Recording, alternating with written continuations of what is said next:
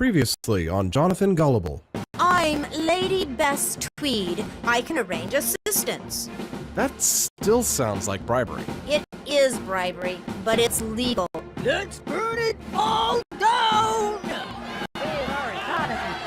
Bastiat builders, for too long you've toiled and worked for lower wages than is your right, and those greedy factory owners should be punished. Break the windows!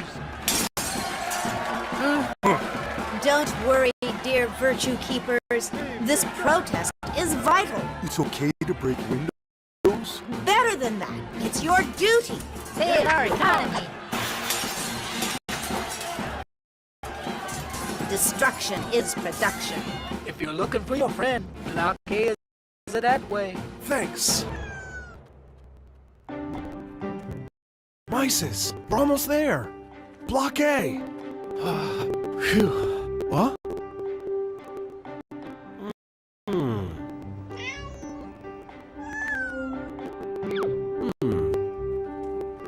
Hello? Hello? Hello? Where is everybody? Huh?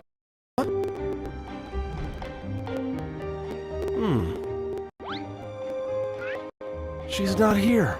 I bet she never even meant to help me get off this terrible island. Is that how you treat somebody else's property, trinket thief? Hey! Are you gonna tell me your name, or am I just gonna have to call you trinket thief forever? It has a ring to it, but my name's Jonathan. Jonathan Gullible. I didn't catch your name. I didn't throw it. I saw your last name was Wardenclyffe on the sign.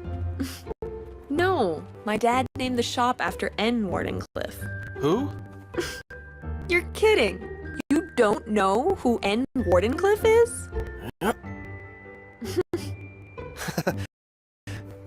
Wardenclyffe was the most famous mechanier of all time. Practically invented the trade. Is Mechaneer like a pirate or something? No, trinket thief, it is not a pirate or something.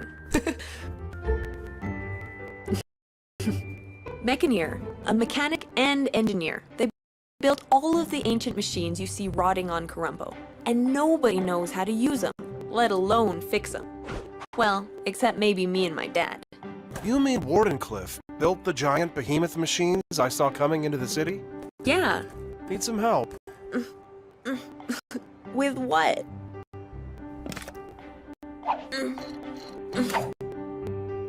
Catch. Hey, whoa!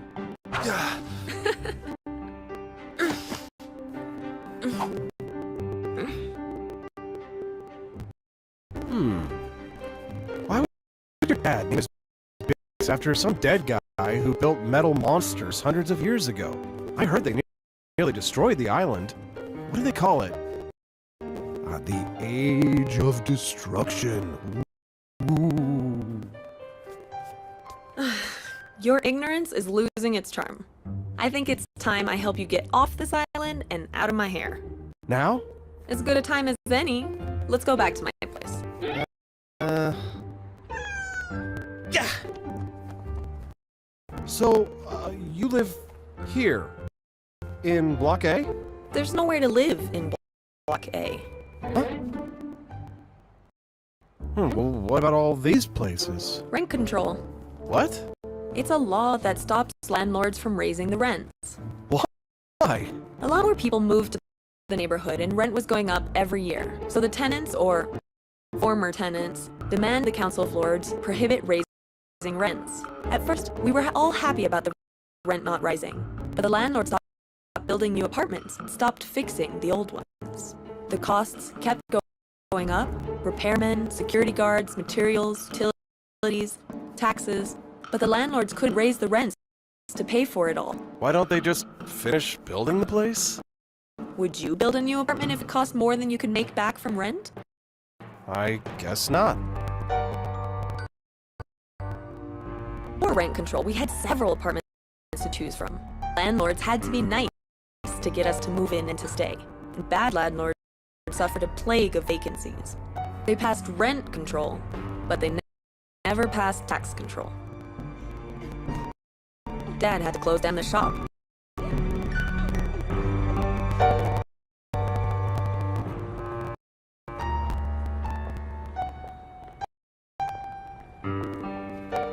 Welcome to Block B. Costs went up, but not the rent. Even the nice landlords had to cut back on repairs.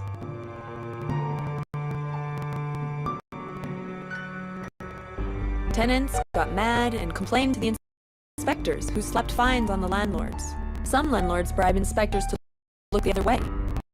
The worst landlords prospered the most, and the owner of Block A, a decent man, couldn't afford the bribes and losses, so he just left. He abandoned his own buildings? Yep. It happens more than you'd think. And now, the landlord in Block B makes money hand over fist in the sunless slum. So, where's your place? You're looking at it.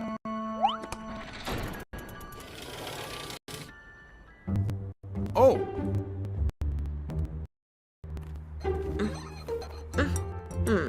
I thought for sure it would do something. What is it? I read in an old text that it's a flameless candle.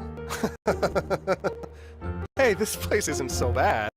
I can't do my antiquity research here. Half the time my stuff is stolen when I'm away. I'm on the wait list for an apartment. See? There you go. If I'm looking, I'll have a place in 20 years. You have to wait 20 years? Apartments only open up when someone dies. When Dame Whitmore passed away, you should have seen the fight. Lady Tweed's son ended up getting the apartment, though nobody remembers seeing him in line. Can't you just share an apartment? We tried doing that, but the building code prohibits sharing. Building code? It started as a set of rules for safety, but the council uses it to determine our lifestyle. The right number of stoves, toilets, right kind of people, right amount of space. Now look at me. No sink, no toilet, and far too much space. Oh. What about living in Block C? That's a violation of zoning rules. Huh? See that white line at the end of Block B on the hill? Work buildings are located across the town. You can't sleep in a work building? Not according to the law. Okay, let's get you off this island.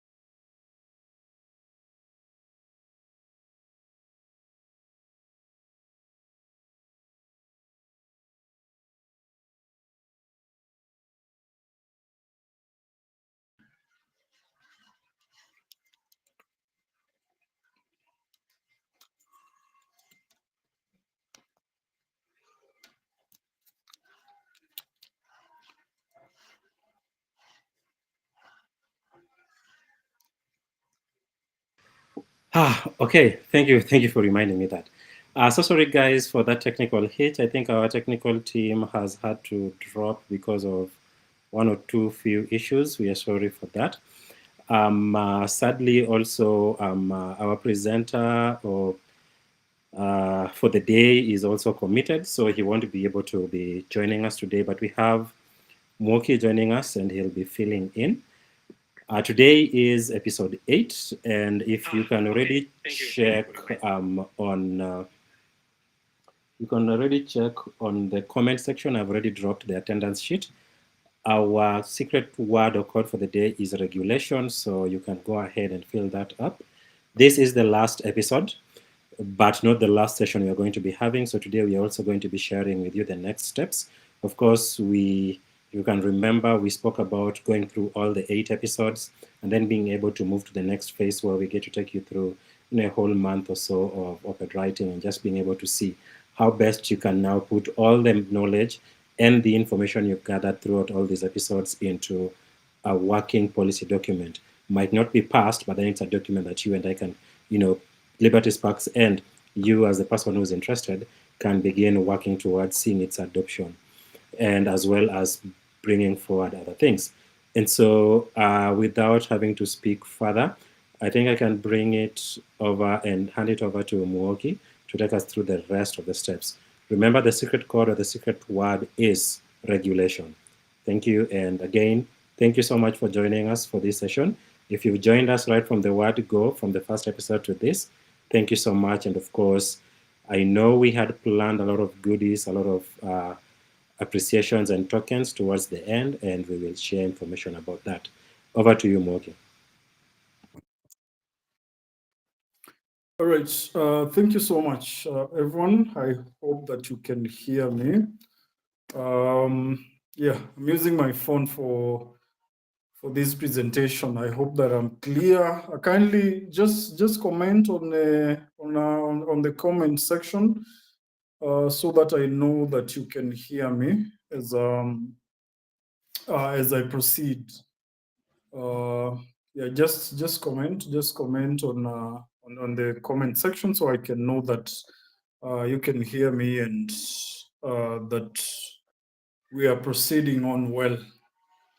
Yeah, thank you so much. Like Adam started by saying, our speaker for today, Nyasha Freeman, had some last minute inconveniences and is not going to be with us today. So I'll be taking over on this last episode, Helter, Shelter, on generally just housing regulations and market inefficiencies that emerge now when there are the policies, essentially just disrupting the supply of housing units. Thank you for those who are confirming that they can hear me. Mark, Kimani, Old Curator, and so on. Thank you so much. Now I know that we are on the same page. So I'm going to be taking you through the program in a couple of minutes. Again, I'm not going to be having a presentation, rather presentation slides, so bear with me. So today we are really exploring housing markets, why good intentions sometimes tend to create bad outcomes in the market. I believe that throughout the whole experiences by Jonathan Galibo in Coramp, what we have been saying is much of these interferences that come from the government and what happens when they disrupt the supply of every other commodity in the market. And today what we are particularly looking at is at housing, the supply of housing. Think of a city, maybe Nairobi, Lusaka, Abuja, or wherever else you're joining us from across Africa today. And suppose in that particular city we don't have enough housing units, or there are, for some reason, private developers that are supposed to provide this service to tenants and people living with this within cities are not able to provide that. So what happens? You find that the prices, the rental prices are definitely going to be way, way higher. And again, what happens when now the government mandates or says that, you know, we as a landlord, you cannot price your housing units past a certain limit. What happens? You find that individuals will, number one, you know, things like stop building new houses. There's no money to renovate. There's no money to provide those services with the garbage collection, with water supply, and such other things. So that is a common occurrence that happens. I know in Kenya, way back, probably either Moi or Kenyatta's time, there with the building of some estates within the city, that was a common occurrence. So how then do we get to such a point, and how do we avoid such things? So a quick recap of the story, or what the last episode, what Jonathan Galib was going through. Number one, Jonathan is experiencing a situation where, or rather a story is being narrated to him of how people are struggling to find shelter within the city. And he has already outlined, you know, the fact that the government introduced strict requirements for buildings. And then again, you find that after that, there's a cap. You know, there's that limit, like I had mentioned, where landlords cannot price their products, their housing units are beyond, you know, to be able to maybe to respond to the market forces, to cater to the rising costs, maybe of building, of the provision of additional services, of repairs, and such things. And what we see is that only the big and the politically connected builders are able to operate. And at that moment, they are not even able to provide enough. They are not even able to provide enough housing units. Remember, just like any other commodity, and like we have been seeing throughout the episodes, is that, you know, demand and supply forces come into play into essentially just in the provision of any other service. And when builders, landlords, and everything cannot respond to the forces of demand in the market, then it's either we are going to have less building or an oversupply of it.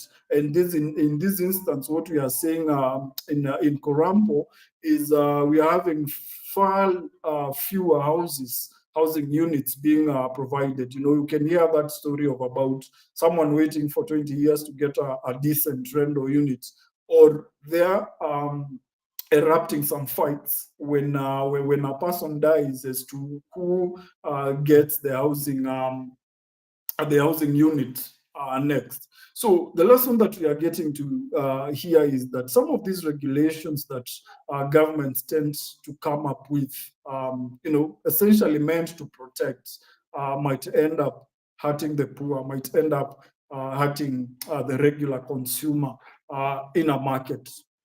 So my question for you right now, so what part of this story sounds familiar to you in your country, in your community, particularly maybe borrowing from the Kenyan context and the universities, with the, you know, with the mushrooming universities across the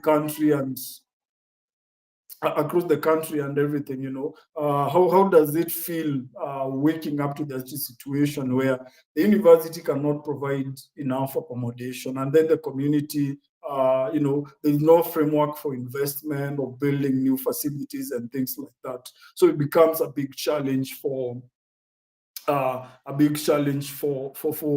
every other person that is looking for housing facilities. So now this brings us to the core economic idea that we are seeing from this from our episode today, and the fact that these housing regulations that might emerge from seemingly good intentions by the government can oftentimes lead to market inefficiencies.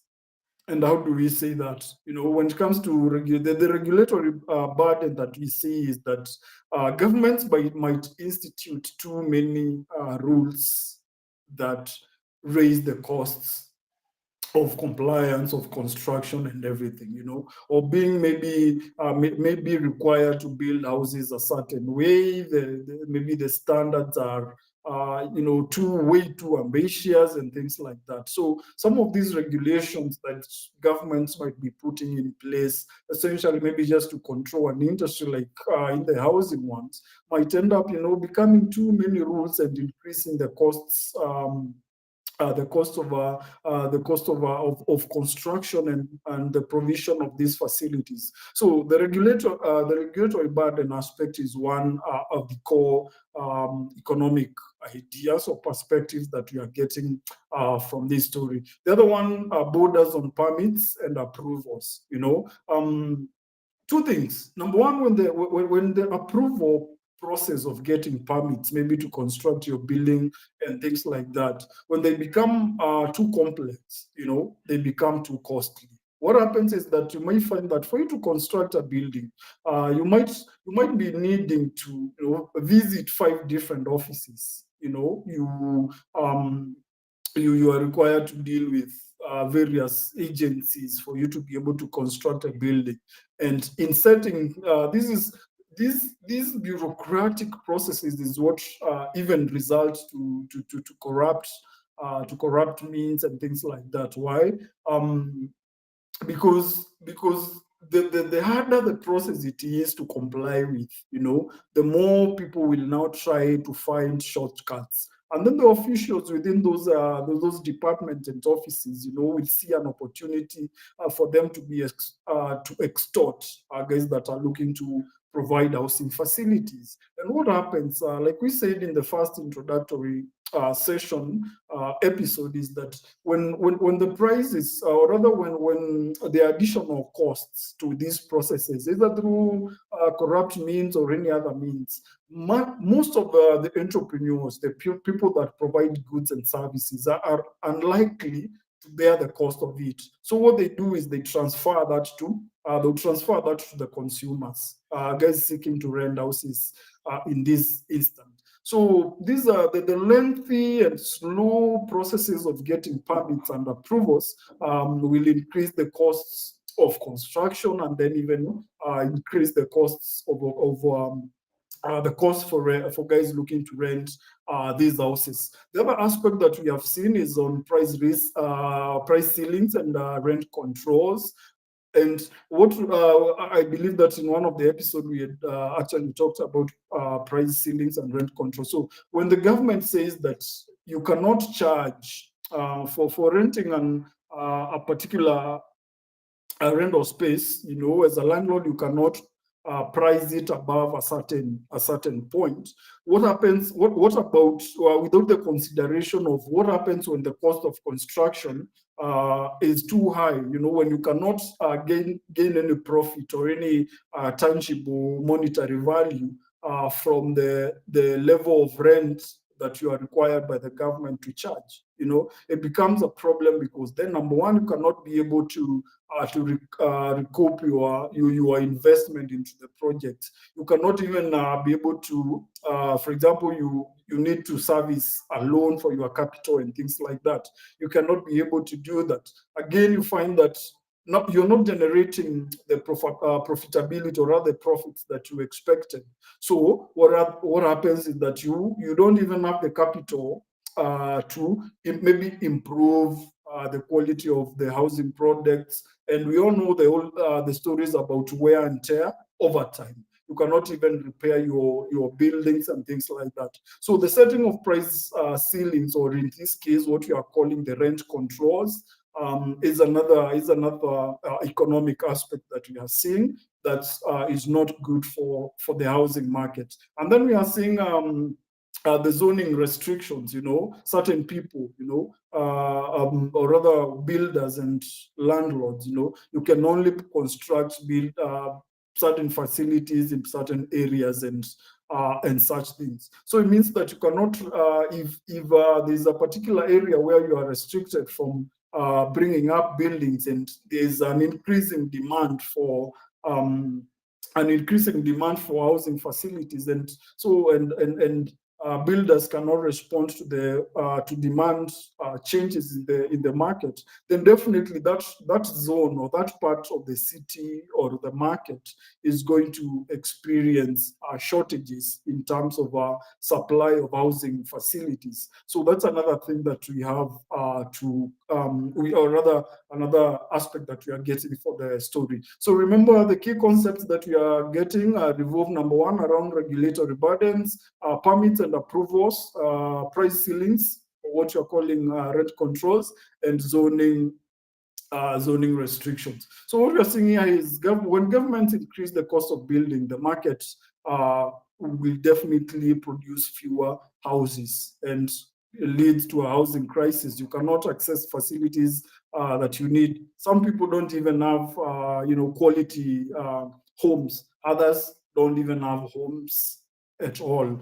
Not this case, this time not because it's too expensive or anything, because number one, the cost, again, the availability of units to rent is not even there because of the supply. So we are borrowing from all those concepts, and what we are seeing is that we have a government maybe that is having well-intended rules. Maybe they want to make sure that standards of construction buildings get to a particular point, or maybe they are looking maybe to decongest some certain areas of cities and area of residencies without paying attention to the to the whole demand for housing facilities. What we are saying that we are seeing with these regulatory practices and policies and everything is that, for instance, they are leading to higher costs, both in construction,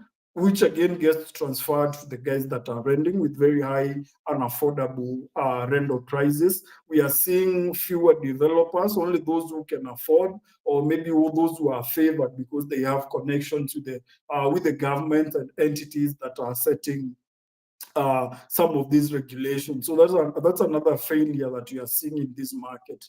We are also seeing less housing, because for me as an investor, when I understand the government policy is that, I cannot be able to make profits out of an investment. I understand that I want to put up a 10-story building with maybe 100 units. And I know that,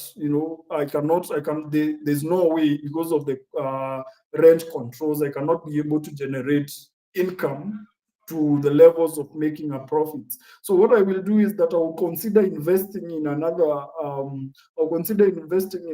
in another area, a more profitable sector of the market, a sector or an industry that is less regulated. And what happens is that at the end of the day, we have less housing, just like any other product.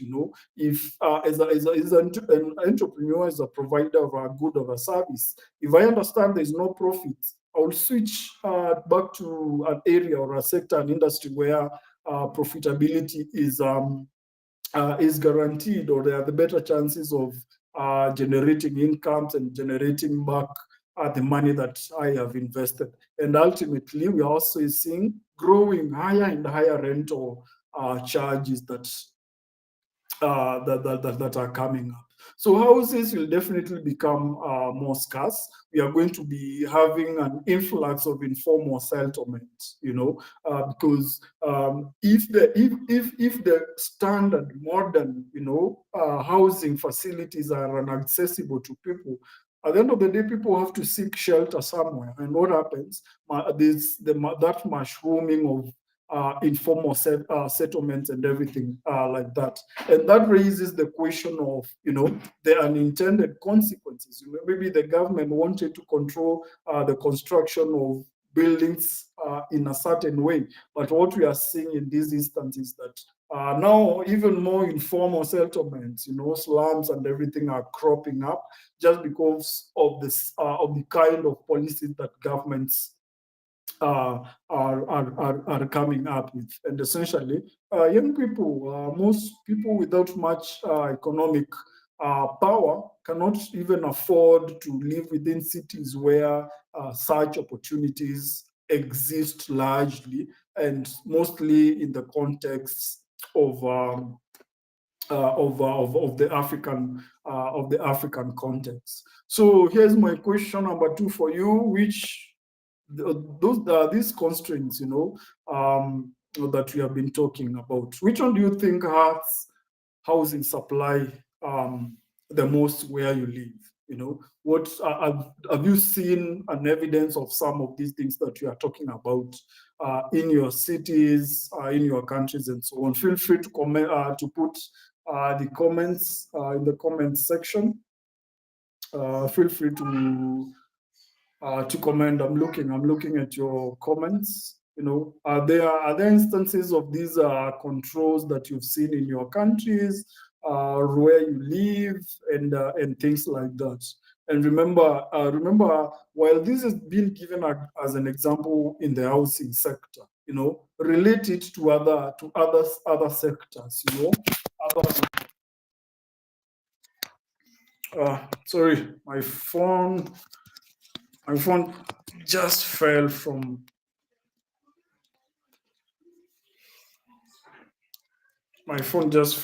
its hold. Awesome. Yeah, I'm back. Yeah. So have you seen an instance of some of these things just because of how the government behaves, because of some of these controls and everything? What are some of the examples of the failures that you've seen in the market, coming from the government having a very good intention? For example, the people in Kenya, we are having the affordable housing circus in the moment going on around the country and everything. What are your opinions about such happenings, and what do you think it's going to be the impact in the long run in the housing markets in this country? So yeah, kindly comment, put your comments on the put your comments in the discussion sections, or maybe I'll be able to get to them in a moment. Right. So let's continue, maybe, and look at those examples. In the largely just in the African context, right? So one thing that I have noted mostly is revolves around the costs of permit. I mean, the cost of permits for construction. You move into most estates or in the most satellite towns where construction is going on. You will always find government vehicles from maybe the National Construction Authority or maybe the county government offices. You'll always find their vehicles around those areas, just generally just moving around and trying to monitor who is putting up a building, who is constructing something. And they will always spend time in such facilities because number one, they want to make sure that you are compliant with all the standards of construction and everything, which is pretty good for the consumer, for the people that are going to be using those houses. But remember what we talked about, having these lengthy, and bureaucratic processes for getting those permits. You're waiting for far way too long to be permitted to build, to put up a building, or the process is tedious and such things like that. So across African continent, this is something very common, and it is one of the leading things that is blamed on the informal settlements and having people sleeping on the streets. The fact that the construction, the permits happen to be too costly. And if the permits are costly, definitely, like we said, the builder is going to transfer that cost to the consumer. What of an instance where the consumer cannot be able to afford? We see the mushrooming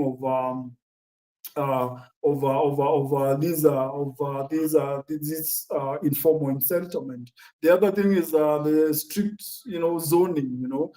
Particular buildings can only come up in a certain parts of the city. By the way, I'm also interested in getting your views on what do you think. What do you think of these requirements for only a certain types of buildings to be constructed within certain parts of cities and towns? So that's another thing that is very common. We have also looked at the whole issue of rent control in some African cities, and well, I don't know whether you guys have paid attention to some of the old estates within within the very fast how do I call them, African cities to grow. In Kenya it's very common, and actually when you move across Africa, you'll always find those estates that were essentially done by the government and maybe given to to civil servants and everything.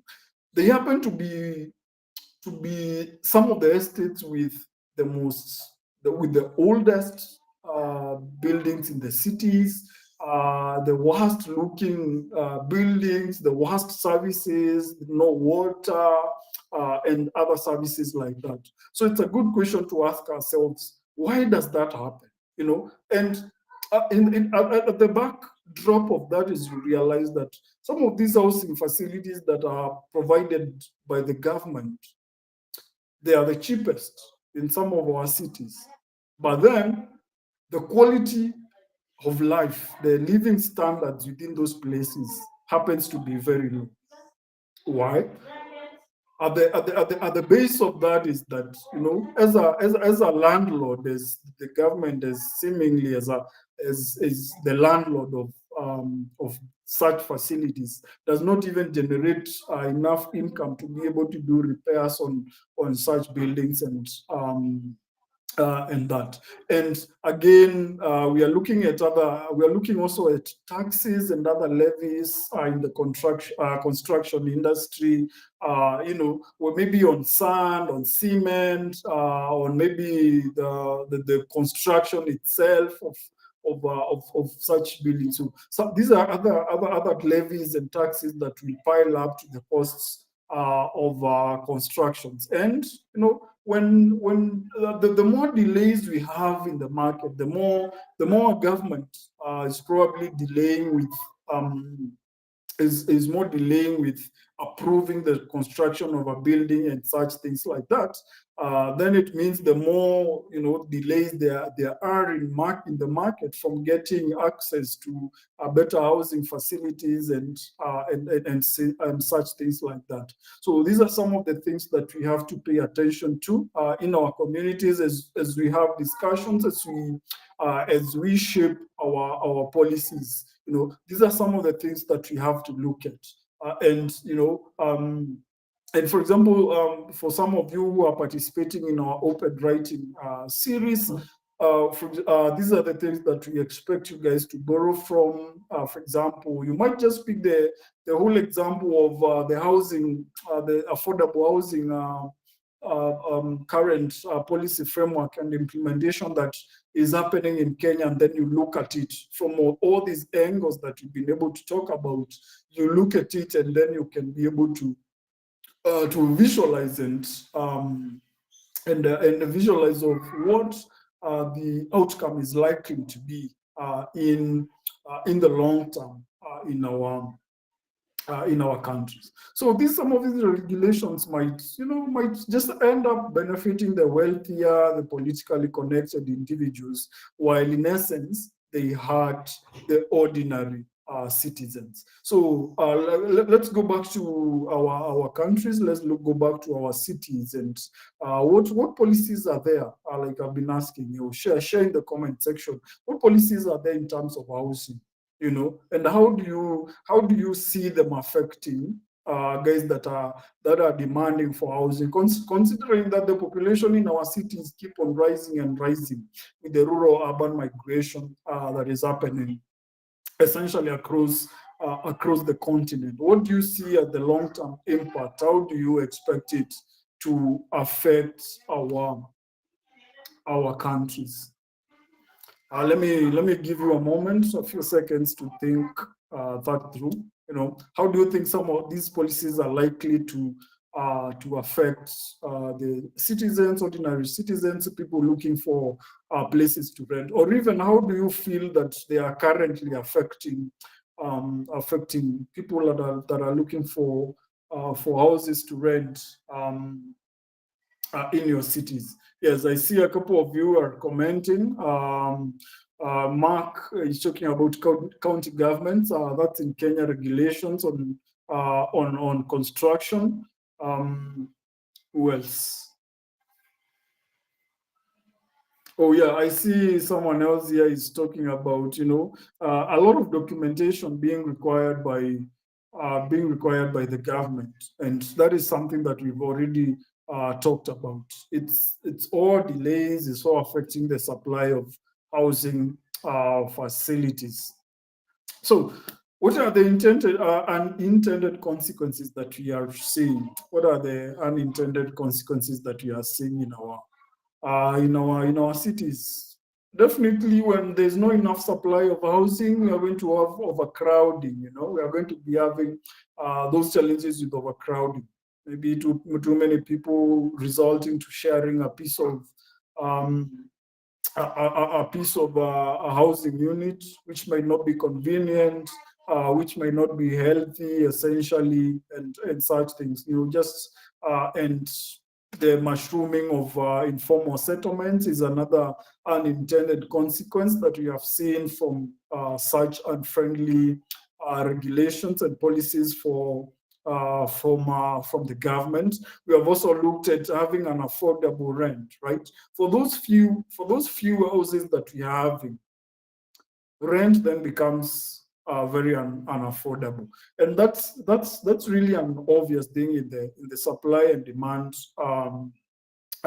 interactions, is that just those few housing facilities that we have, however poor they are, however bad the state is, because there hasn't been improvement and everything.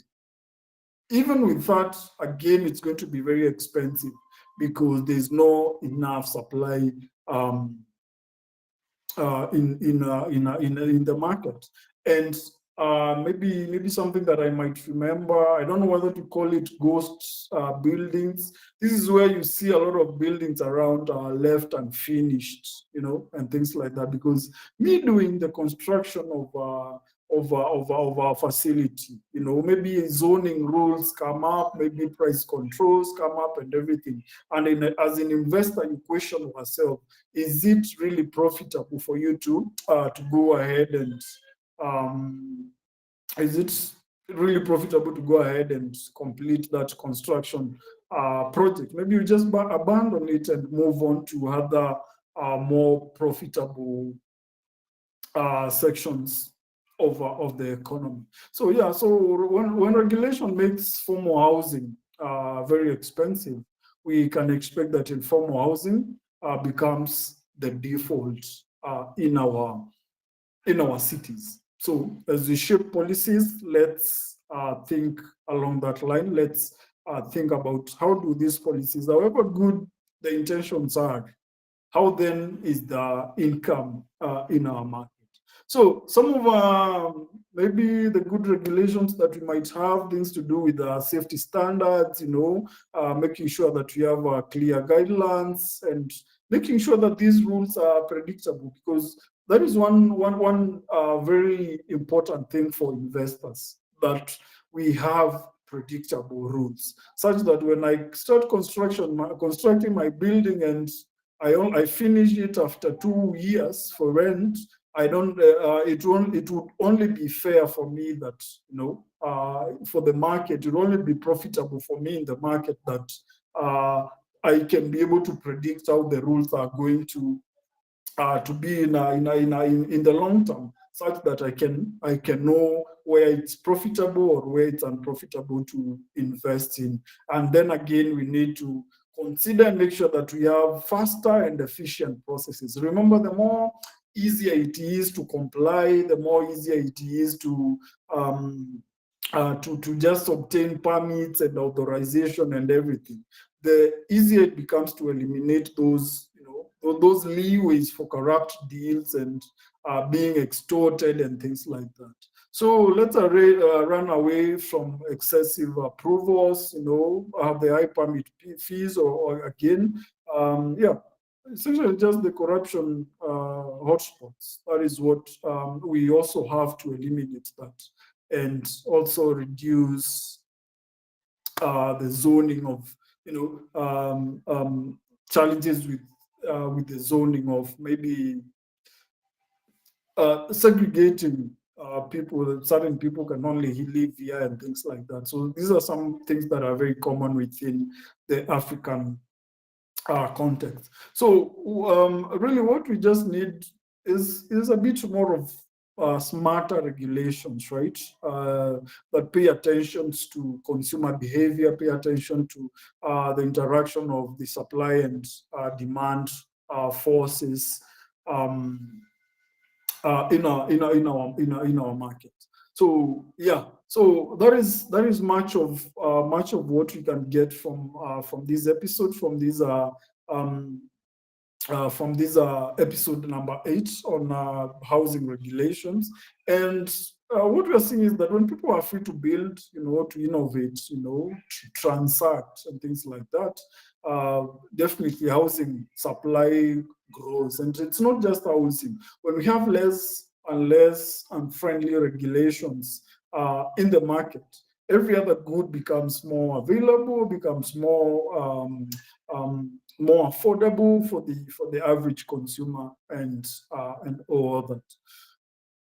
So that is very important for the African, and especially as we have the growth of cities, we have to think in terms of regulation and how is it going to affect the supply of our goods and services. Yeah, so here are a few things, maybe a few reflections that you can reflect on, or maybe share on our discussion section. Number 1, what do you think makes housing expensive in your city or maybe in your country? For example, I know rental prices are crazy in countries like in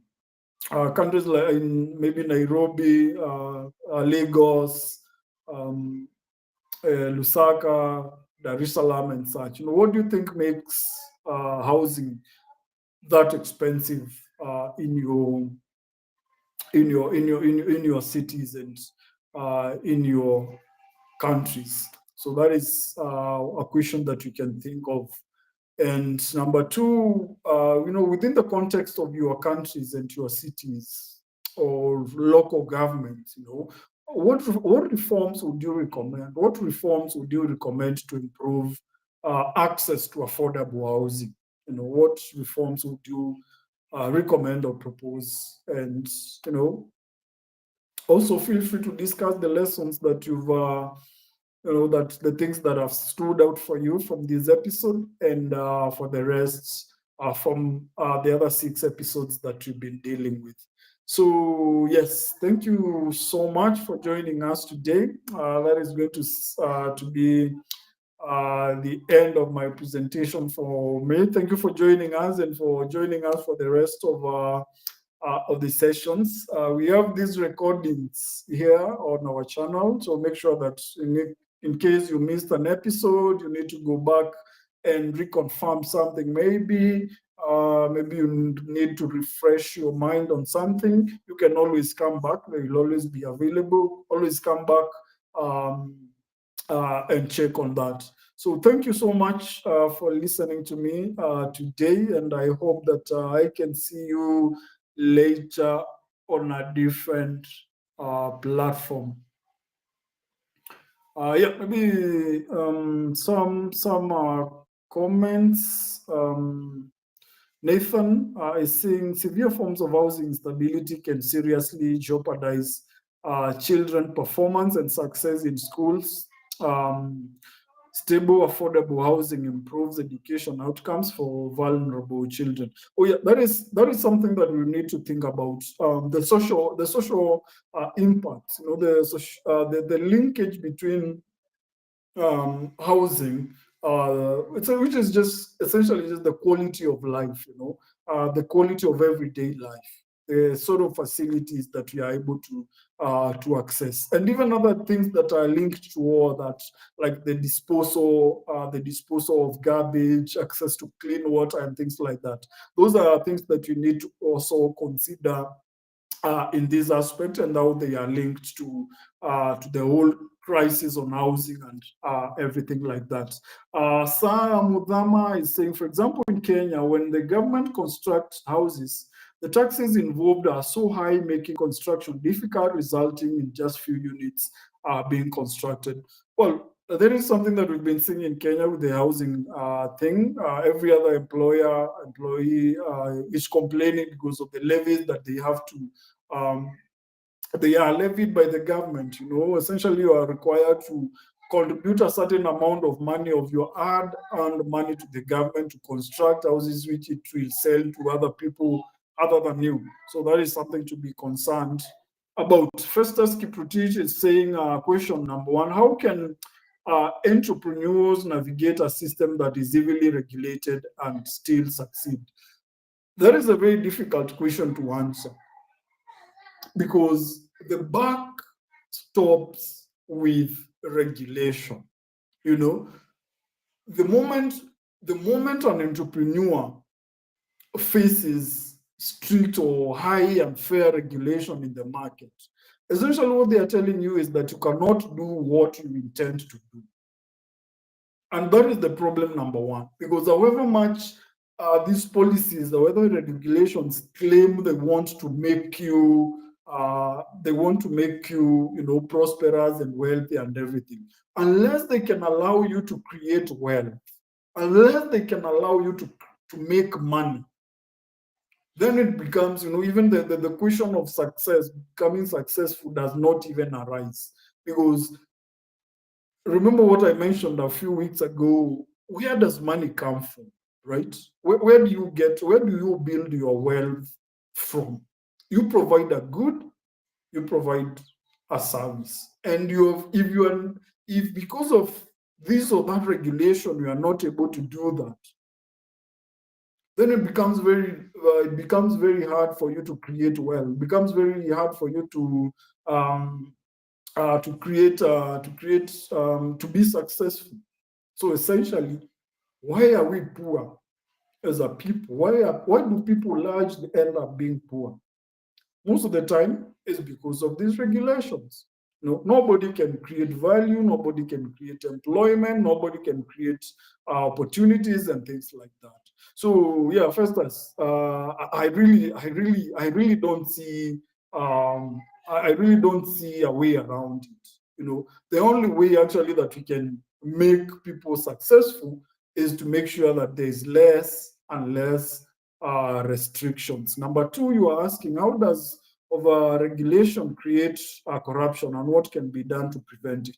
What can be done to prevent it is have less and less regulatory handles, is making sure that the processes are efficient and they are shorter and there are fewer. For example, if you want to start a business, if you want to start a construction company today, instead of you having to go to 4 offices, you know, to seek permits, why can't all that be done through one office, one stamp? Why can't all that be consolidated into one for you to be able to ease that process? And how does this how does overregulation create these inefficiencies? Now imagine you need to obtain 5 permits, maybe to invest in a business. You need 5 permits to be able to invest in a business, right? And these 5 permits, you have to go to 5 different offices with every. So what happens is that the process becomes very difficult. It becomes very hard to obtain these permits. And remember, for you, for the rationality of you as a consumer, as an individual, you are looking for the most efficient way to do things, you know. And at the same time, you are dealing with a system which is very inefficient. The people that work within these government offices also know that you are looking for efficient ways of doing things, but the system that is there has been designed by these regulations to be very difficult. So what does that happen? What does that lead to? You pay something extra for you to be, you know, approved a bit faster, for your papers to be processed faster. Remember, because of these regulations and difficult processes and inefficiency, what happens is that you know, there's that backlog. You know, there are long lines. There are a lot of people waiting to be, I don't know, standardized for evaluations of this and that and things like that. So what happens is that because of these inefficiencies, you as a person who is demanding, who is rather looking for a particular service or a good, it becomes very easier for you, you know, or rather it becomes more open. You become more willing for you to part with an extra amount of money for you to be able to get what you want. And the people on the government side now again understand that the more complex the system becomes, the more difficult it becomes for you to get your permit. The more easier for you it becomes to pay an extra amount of money for you to be taken through the process. And that's how it leads to corruption and, you know, all those shortcuts and everything like that. So yes, so that's what I would say. So I can't see any more questions. Can't see any more questions or comments. So yeah, thank you so much, guys, for listening to me and joining me for this session. Apologies from our speaker designate for today. He wasn't able to join us, but I hope that he can be able to join us on another platform somewhere else. So thank you so much. Over to you, Adam.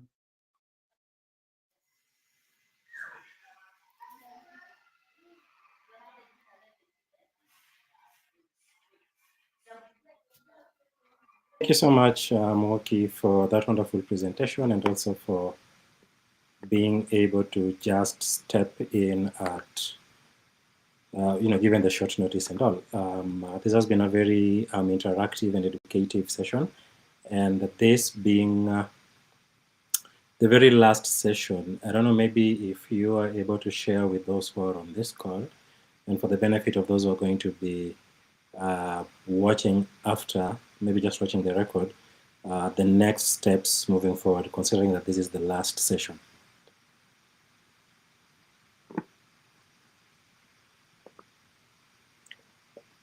Not so sure if your microphone is on, okay?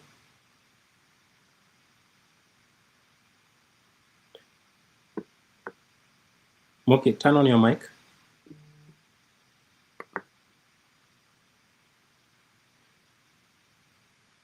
Moki, turn on your mic.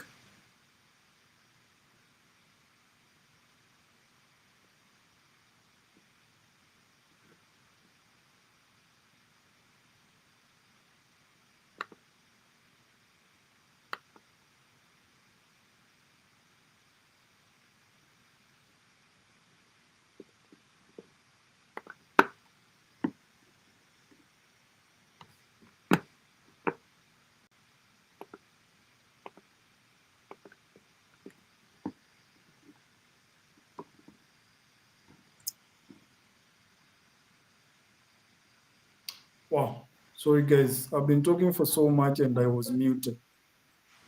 It's okay. Sorry about that. Yes, sorry about that. No, I was talking about our OPED. Our OPED program that is there. Please make sure that you apply for that. That is our next program. Yeah, it's designed to help you communicate better your policy perspectives on some of these things that you are talking about. For example, if you have opinions on the affordable housing implementation in Kenya that is going on at the moment, if you want some views and some reforms that you would recommend, how best would you do it? OPEDs are usually your best shot at doing that, and we're having a program that does that. So make sure that you apply. Make sure that you apply to our programs. I'm going to request my team to share again the opportunities with you. The same with the associate research program that is also coming up mid-December. Why? Because now we want even to go further beyond just giving us your views and opinions through open writings. Those of you can do it through research, in-depth, more academic way of writing and responding to policy issues.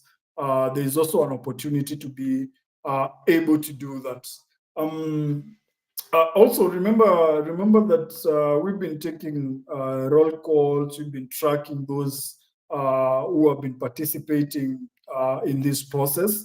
Definitely, we are going to be sending your certificates your way. Make sure that as long as you participated in 75% of the classes, as we agreed, you're going to be getting your certificates later on. So yeah, so thank you so much. I don't think I've left anything else. Thank you so much for having been part of this program. Thank you for commitment through all those months that you've been with us. Always remain in contact with us.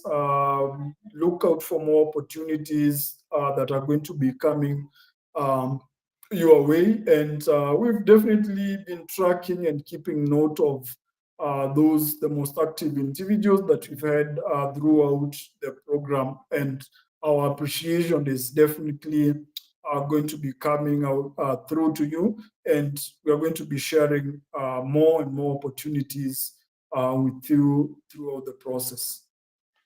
Adam?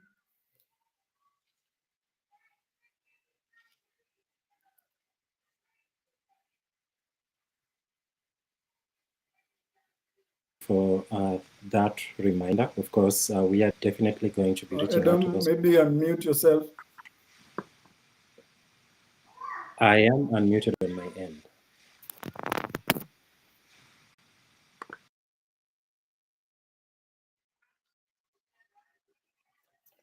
Yeah, it's good now. You can hear me now? Showing those words, and of course for reminding those of us who've been diligently attending our sessions. Of course, we are going to be looking at the metrics against attendance, response to assignments and all. But just to remind you, for those of us who are on this call and those of us who will be streaming in later, the links to the assignments are still up. I personally did send all of you emails today in the morning. So if there's any episode you've missed, you can always come back to our channel and watch it. If there's any assignment you've missed out on, you can always go back to the email threads and get it. But for the sake of ensuring that you don't get to skim through your mails so much, we are going to share out one more email that has all the assignments, has links to all the sessions, and of course, just like Moki has mentioned, that is going to be having links to the application into the OPED training, which is the next chapter that you're picking up on immediately, and also, of course, for the associate research position. Otherwise, thank you so much for giving us all your Fridays for the past 3 months or so. You could probably be somewhere else jumping and intoxicated, but you've been here listening to us yap and yap and yap, and we believe that all those Fridays have been of value, and that we've given you the value for your time. We're going to be sending out surveys after this, just to ensure that we get to have a feedback of what you think the sessions have been, the areas that we need to move on for the next sessions or for the next programs that we're going to be having, and we hope that you will be able to, tell us the truth. If you are Kenyan, of course, I'm going to say this thing, msitufiche, tuambie tu ukweli. And if you are not Kenyan, translation for that is, we hope that you're going to give us your honest opinion about the questions that you're going to be asking. Until then, I've been your host all throughout. Thank you so much for your cooperation, and see you in the next session, maybe. Thank you, and have a wonderful night.